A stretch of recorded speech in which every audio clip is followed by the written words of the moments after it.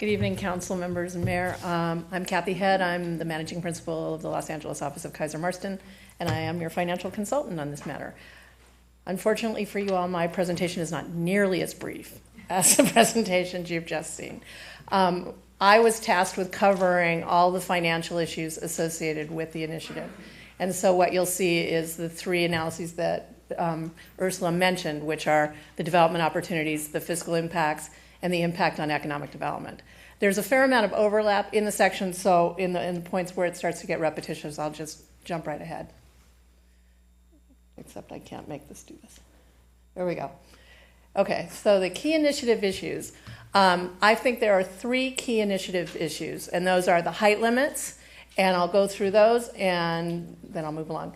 The height limits established by the plan are for 40-foot height limits with a 3-story building limit. So you have to meet both of those requirements. The initiative has placed a requirement that that be strictly adhered to so that there be no variation in that 40-foot or the 3-story building limits. It also establishes limits on permitted encroachments. And this becomes kind of a big deal because there's a maximum encroachment for mechanical equipment and chimneys that's 42 inches. And that's actually in the plan.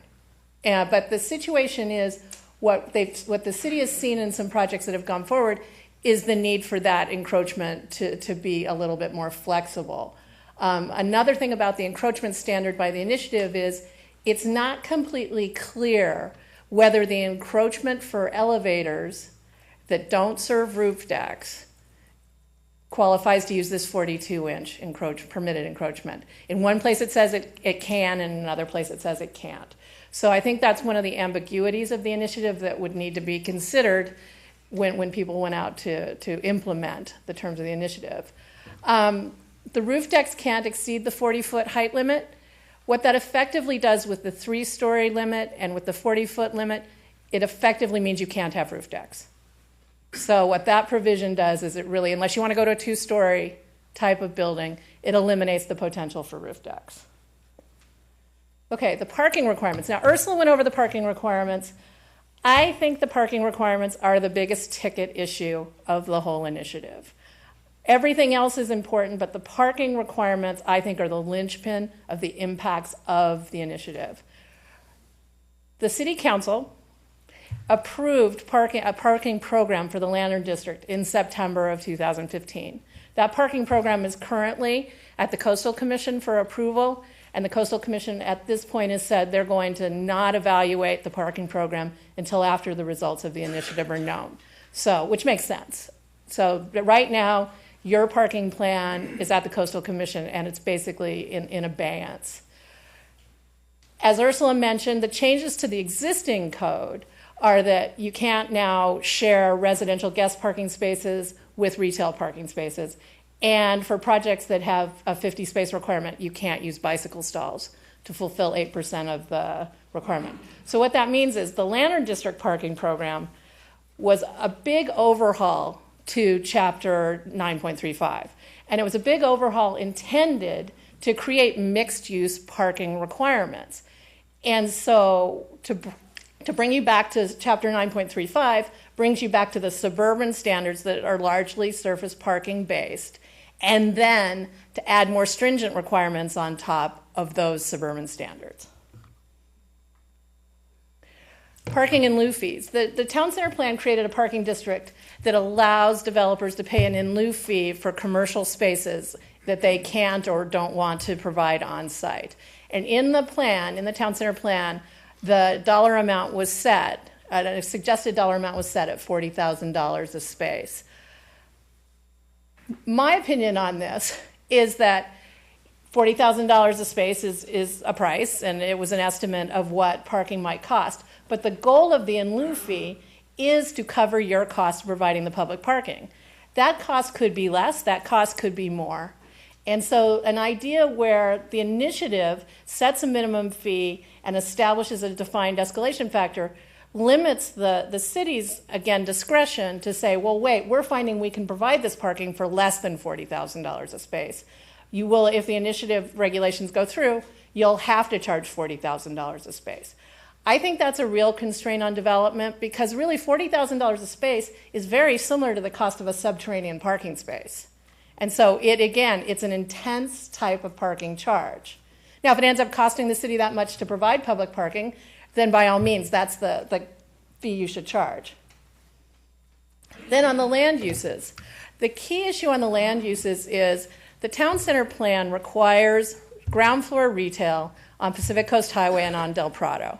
It also requires that the retail have 18-foot floor-to-floor heights as a minimum, which is appropriate for boulevards like PCH and Del Prado. The initiative expands that requirements to all the streets. So in all the streets between Blue Lantern and Golden Lantern, all the short connector streets. So what you basically have is you have retail on side streets.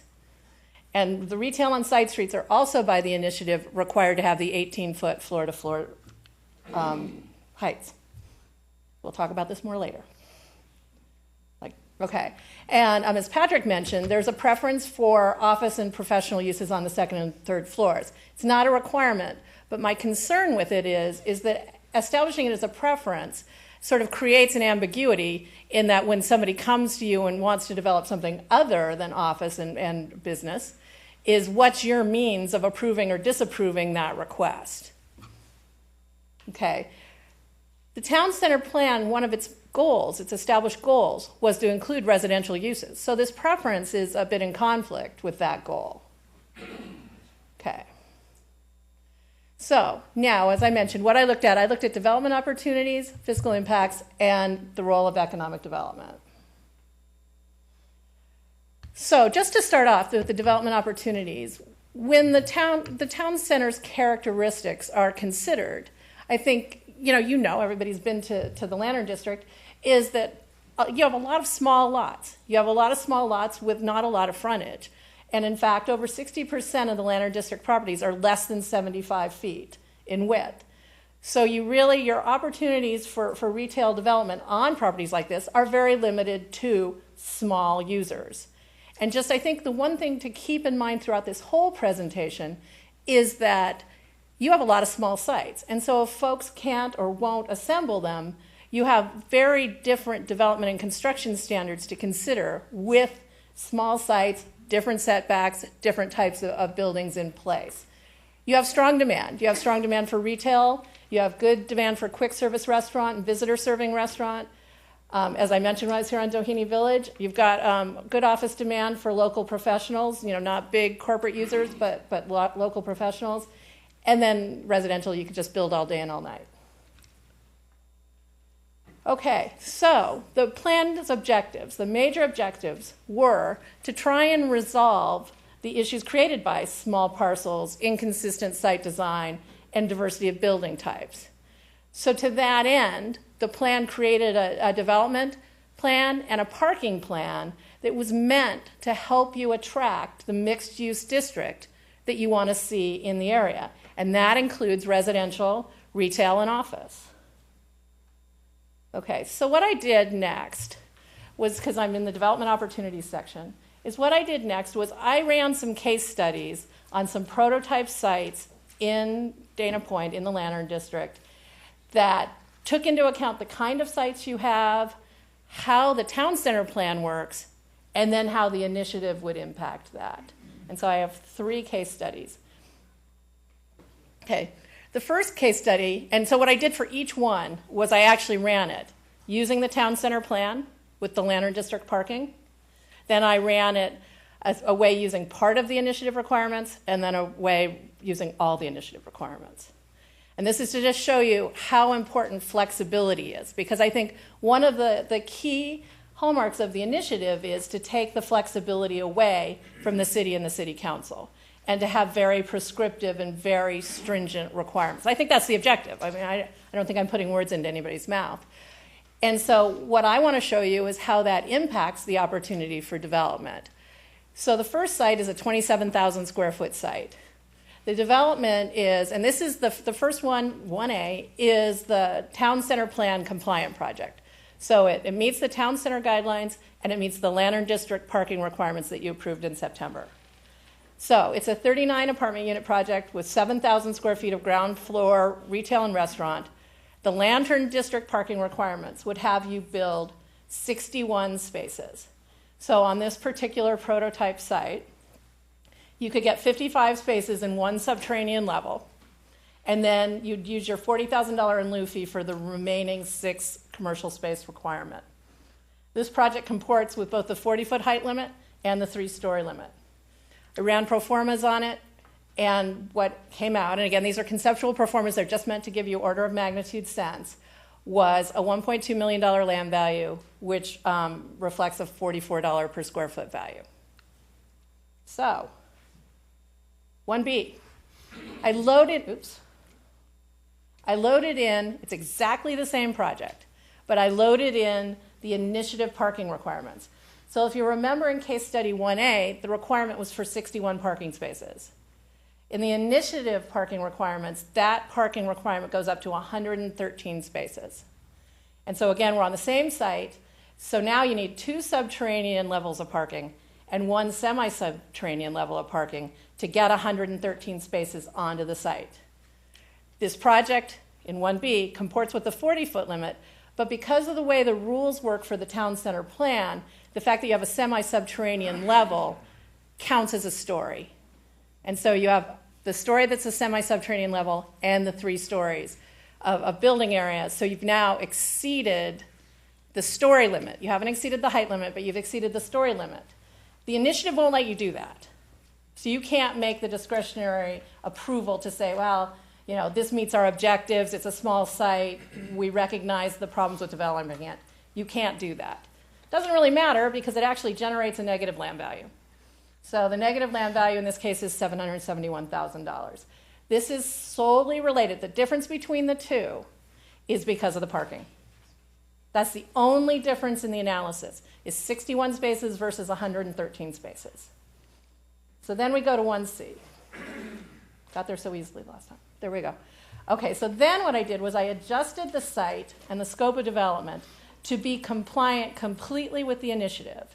And to do that then, I had to reduce the number of apartment units to 25 from 39. Using the initiative parking standards, I have an 88 space requirement. It takes 2 subterranean levels and 1 semi-subterranean level, but my 25 units only require 2 stories. So I have my semi-subterranean level and 2 stories above it. So that complies with the 40-foot limit and the 3-story height limit. That project generates a $1.2 million negative land value. Again, completely, in this case, completely tied to parking and the reduction in the number of units. Okay, so then we go to case study, series 2 case studies. That's a 40,000 square foot site. And the first one, again, is the town center plan compliant project. And it is 29 condominium units, 13,000 square feet of ground floor retail. Using the Lantern District parking requirements, it's 83 parking spaces. You can do that on 2 subterranean levels. It comports with the 40-foot limit. It comports with the 3-story limit. And that project generates about a $45 a square foot land value. So very similar to the apartment project. They both generate, the apartments and the condominiums generate about the same land value when you use the town center plan and the Lantern District parking. So the second one is, again, where I loaded in same scope. Oh, no, this isn't the same scope. What I did here was I took it to 4 stories. So I took the project to 4 stories, but I used the initiative parking. So I wanted to see if, okay, well, if we could vary the height or the number of stories, could we economically feasibly meet the initiative parking requirement? That was the role of this case study. So in this case, we have 45 condominium units, 13,000 square feet of retail restaurant, and then 176 parking spaces. That requires 2 fully subterranean levels of parking, and then the $40,000 in lieu fee is paid for 59 commercial spaces. As I mentioned, it meets the height limit, but it doesn't meet the stories. This alternative just basically breaks even. So it doesn't generate, it generates a $32,000 land value. So I think you can assume it basically just doesn't support a land value. And that is, again, it's not initiative compliant because it includes a 4th story, even though it's within the 40-foot height limit. So 2C is the compliant project, the initiative compliant project. That's 29 condominium units, 13,000 square feet of ground floor retail and restaurant.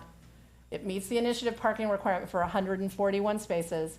So that's 2 subterranean levels and 24 commercial spaces paid for with the in lieu fee. It generates a negative land value of $734,000. So what we've learned from the 2 case studies is we move from if you have everything working, which means you have the town center plan being used to its fullest extent, and you have the Lantern District parking plan that you approved in September, you can make a project work. And it's a little bit like finding that needle in a haystack. That project works. And I go back to mentioning this because that was the point of the town center plan. It was to create an environment where mixed-use development could be attracted, because that's been a problem. And so when you start pulling away puzzle pieces from what you can develop, you start ending up with negative land values, which sort of puts you where you've been in the town center or the Lantern District. The last set of case studies I ran were for office development. And because that is a preference, I understand that it's a preference of the initiative, and I wanted to see how office development works. It's got market support, so let's see. So I'm using, again, the 40,000 square foot site. I can do 26,000 square feet of office on the 2nd and 3rd floors, 13,000 square feet of retail and restaurant.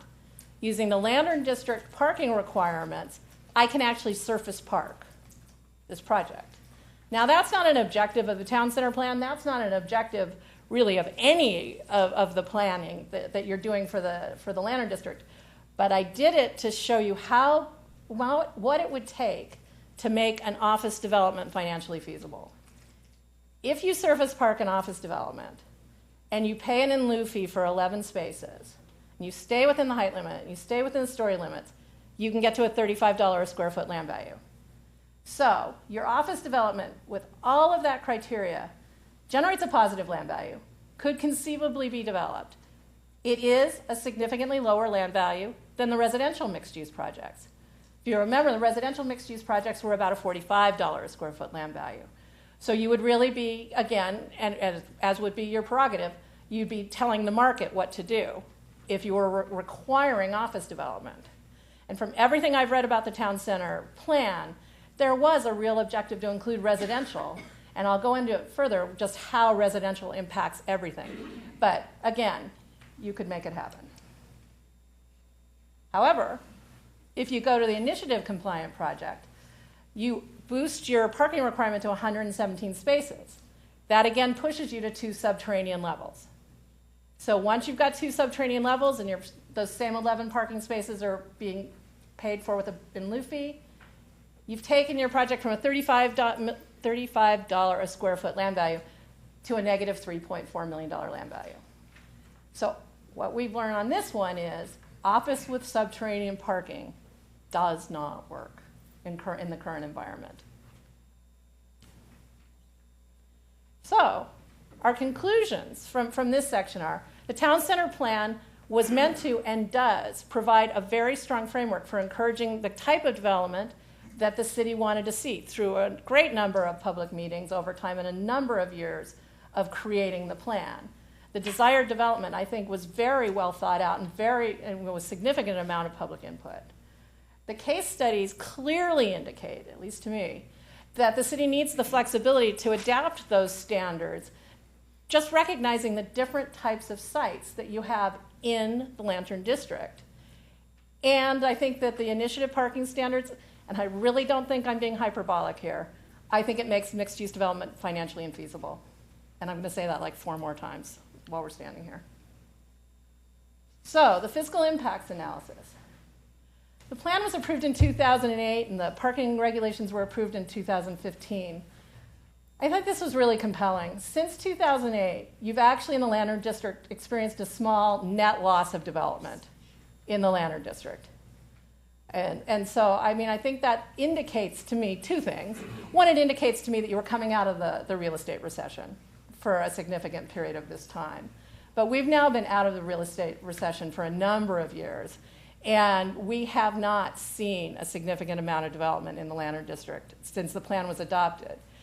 And I think that that development, since the recession ended, has been constrained by the zoning code chapter 9.35 parking standards. And it would be further constrained by the more stringent parking standards that are imposed by the initiative. So what we have to learn about anticipated Lantern District development is the case studies indicate that the parking standards you adopted in September really do make development more viable, and you are starting to see development come in attempting to use those standards. I've said that way too many times, so I'm not going to say it again. But I do believe that the initiative parking standards will have a stifling impact on development opportunities. So on the fiscal impact portion of the anticipated development, RSG, Rosenau Spivacek Group, prepared a fiscal impact report in 2008 as part of the adoption of the plan. We updated that to 2015 to the conditions in place today. What we found is that about 87% of the general fund revenue that would be produced by development in the Lantern District comes from property taxes and sales taxes. And at full build-out, so if everything that had been envisioned in the town center plan came to fruition, you would generate about $673,000 in general funds revenues annually. The one-time revenues are, as you all know, the city has invested approximately $20 million in infrastructure improvements in the Lantern District with the uncoupling of Del Prado and PCH and the landscaping improvements that are being done in the area. That investment was made to help you attract new development to the Lantern District, and you adopted an impact fee in March of 2014 to recoup some of that money. And it's estimated that at full build-out, so again, if everything in the town center plan was built out, you would recoup about $2.5 million to $3 million of these costs. You'd also get Quimby fees from condominium development for the condominium development that weren't meeting their parking requirements on site, which would be largely all of them in the town center. That's if 50% of residential development was condominium units, be about $1.5 million in one-time Quimby fees. Also, you have art and public places fee revenue, and again, full build-out, that would be about $220,000. So the opportunity for revenue is about $673,000 a year and one-time revenues of $4.2 to $4.7 million. Those revenues would be lost if the development doesn't occur or foregone. You don't have them now. So the economic development analysis. I think it's important to consider and to note that when the city made this plan, the primary reason for making this plan was not economic. It was not financial. It was done to better the environment of Dana Point. It was done to change the character of the town center. And so I think, even though all my analysis relates to financial, I think we need to comment that the goal was to create a pedestrian-oriented, mixed-use development that changes your environment. And you set a plan, you created a plan with a variety of professionals and with a lot of public input that created development standards that were meant to create an environment where mixed-use development could come to town. As part of that plan, it was assumed that a parking program would be created. And Ursula discussed this in her presentation. The use of suburban parking standards is a little bit of a death knell to mixed-use development, because mixed-use development has completely different characteristics than the rest of your community. The rest of your community does have, a low-density surface parking type of environment, but that was not what was meant for the Lantern District. And the use of those suburban parking standards in the town center, I think, will significantly impede new development. The parking program, which I won't go into in great depth, was meant to remove the barriers to the mixed-use development. And it was also set up to centralize the parking so that folks, when they come to the Lantern District, would park once and go to multiple places instead of driving from place to place and parking and then leaving. And so it was done with a great deal of thought. And so the initiative parking, I think, really would just eliminates that concept. Okay, so as you saw in the case studies, the parking requirements dramatically impact the financial feasibility of the projects. The approved parking plan goes a long way towards attracting development to the Lantern District, and the initiative standards are more stringent. Okay, and I talked about that already. Okay, so now in the development standards, as I mentioned before, your sites are small. Over 60% of the sites are less than 75 feet wide. As a practical matter, to get a development site together, an efficient development site together, you need land assemblage. You need to develop, you need to put together sites in order to create a good, efficient development site. But there are small sites in town that can't be assembled or won't be assembled. And you need your plan to also work for them. And so the parking standards and the height standards and the story standards, with no flexibility in altering them, is going to make small site development just next to impossible. Okay. So as it stands, the town center plan currently allows the city the discretion to change the height requirements, change the 3-story limit, change the permitted encroachments, and the roof deck standards. And these are the focus of the initiative, and I understand it. I mean, this discretion is built in to the town center plan. It's important to understand, and even in my case studies that I used, by no coincidence, only minor modifications are required to allow a program to go forward. But they need the minor modifications. But even if you wanted to grant the modifications, you still can only approve those modifications after a public hearing. And so at the public hearing, the community can come out and voice their opinions about these modifications. They can't be approved without it. And so, again, the initiative takes that flexibility away. It takes away the opportunity to make minor modifications to any kind of project. Okay, and then the use standards, again, there's the statement, which is contrary to the town center plan, that business and office uses should be on the second and third floors. As I mentioned, it's an ambiguous term. And office development is currently only feasible if you can surface park it. So if you use the initiative parking standards with the subterranean parking requirement or the $40,000 in lieu fee, office is effectively, in the current environment, financially infeasible.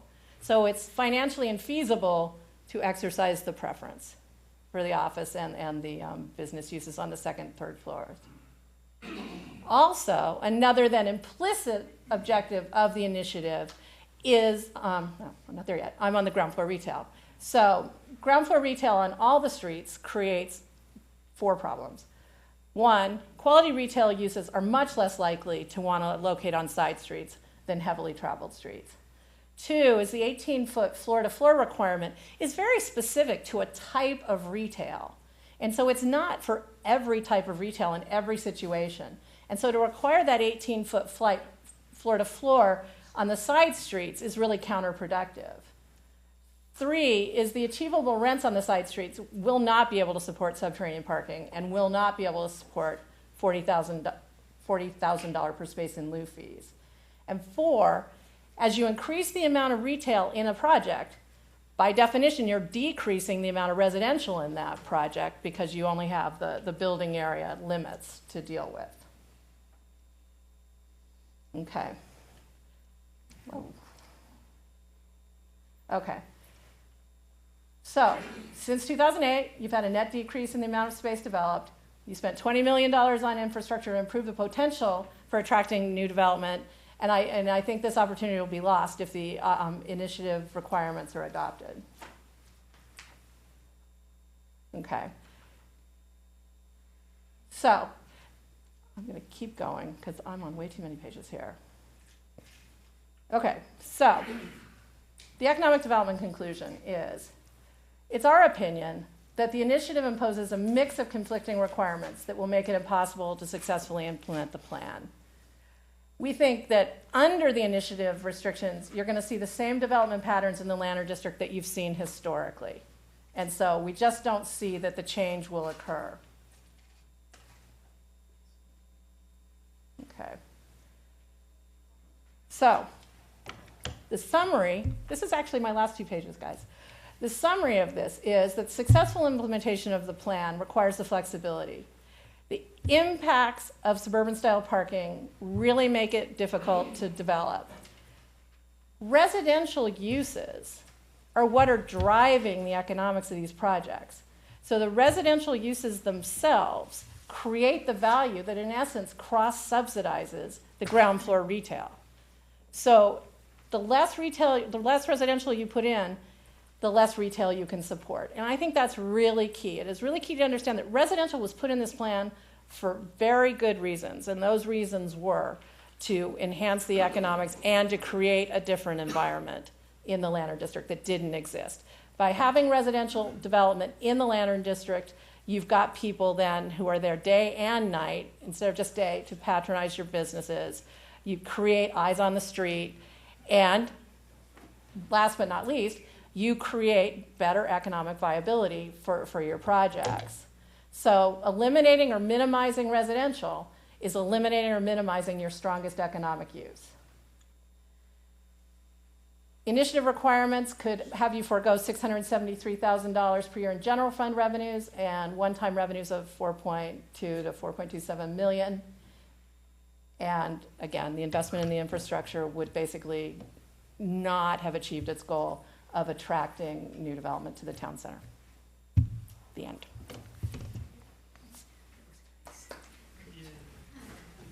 So we're all available to answer any questions that the council may have. Any questions from the council for staff? Yeah. Mr. Miller? Ms. Head, I have a couple questions. No.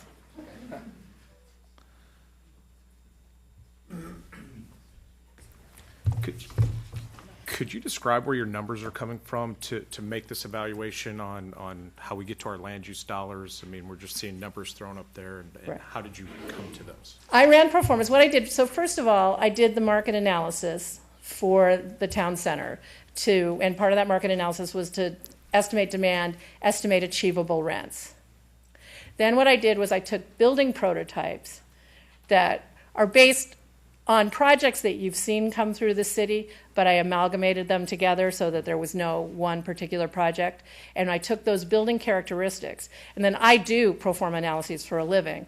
So none of these projects was anything out of the ordinary. So I looked at the data that we use in our office to estimate the development costs. So I had the development costs, and I had the rents from the market study, and then a typical investment return for a mixed-use development. And so then the investment that could be supported by the rents or the sales prices, the costs were subtracted from that, and that's how the land value is determined. You want me to do it again? No, I got it. How many of these have you done in your career? Hundreds, if not thousands. I've been doing this for 32 years. What was your background before you started? I have an MBA in real estate finance, and I have a master's in planning. Okay, thank you. Sure.